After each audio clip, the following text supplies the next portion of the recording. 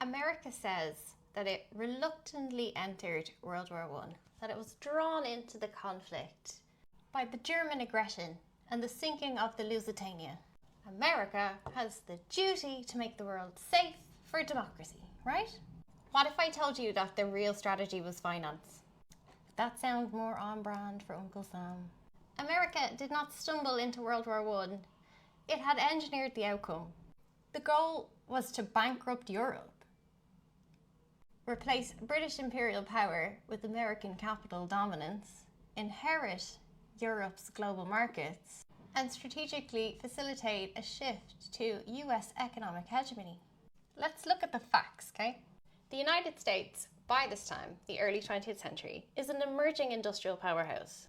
The state is deeply tied to private capital, and it's a latecomer to European colonial spoils.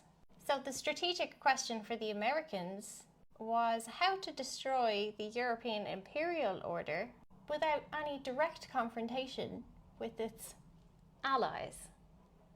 How can we install America at the top of the global order without being the ones to fire first?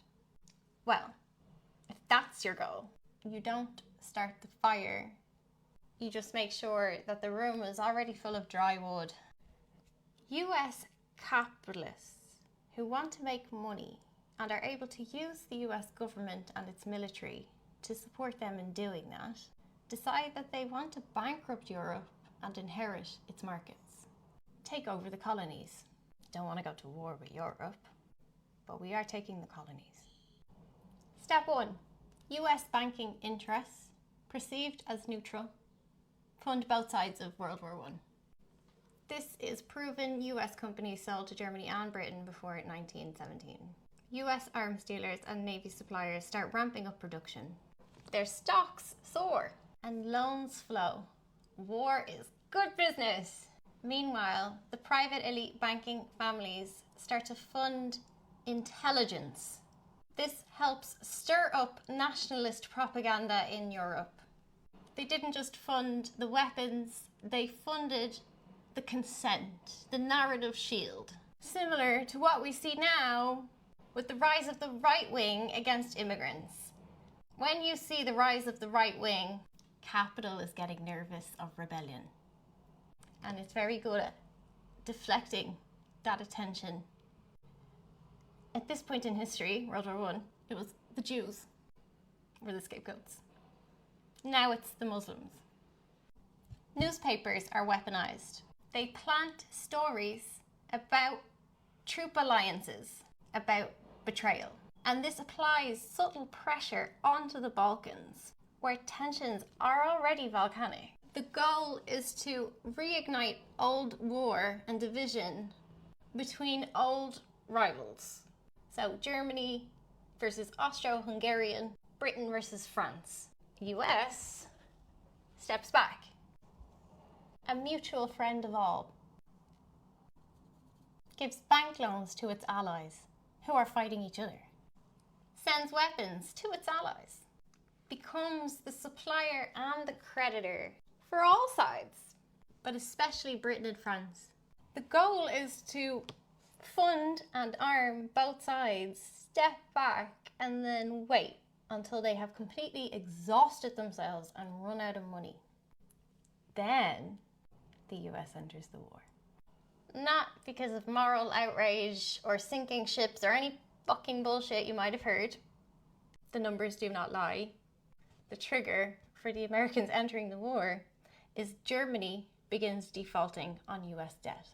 Britain and France are now at risk of collapse, and they have billions owed to US banks. Now America will enter, and it will dictate the terms. It imposes harsh repayment structures onto these European countries. It is in complete control of Europe's recovery.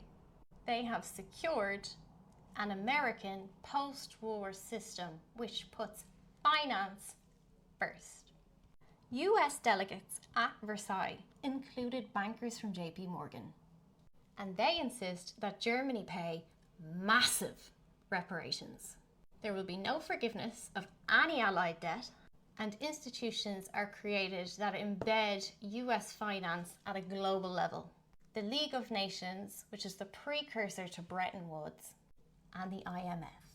It's called peace, but it is the building of this invisible financial empire. We're just not calling them colonies anymore. But in truth, we've just colonized Germany. Germany, after World War I, is a credit colony of the United States. Britain and France too become debtors and remain to this day reliant on US financial flows. The European empire cracks and the British Empire goes away, but the US dollar becomes the reserve currency of global restructuring. And the best part? The US never seems like the aggressor. The story is told that they are the reluctant savior, ignoring the fact that they had American banks paying for media that whispered in European ears in an attempt to divide and conquer. The harsh austerity imposed on Germany after the Treaty of Versailles is what causes the societal issues. Remember, the Nazi Party first were socialists.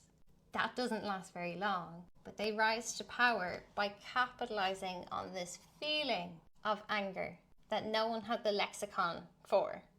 People in Germany start to blame Jews for all of the pain and suffering of austerity imposed by America, because traditionally Jews in German society had played a role of moneylender. And so the imperial elites are able to scapegoat the Jews, and then we get Nazism. Nazism is a twisted manipulation of a genuine injustice that German people felt and had no words for. It took one banker to say, "Isn't it the Jews?" for everybody to stop thinking critically and let fear drive their behavior.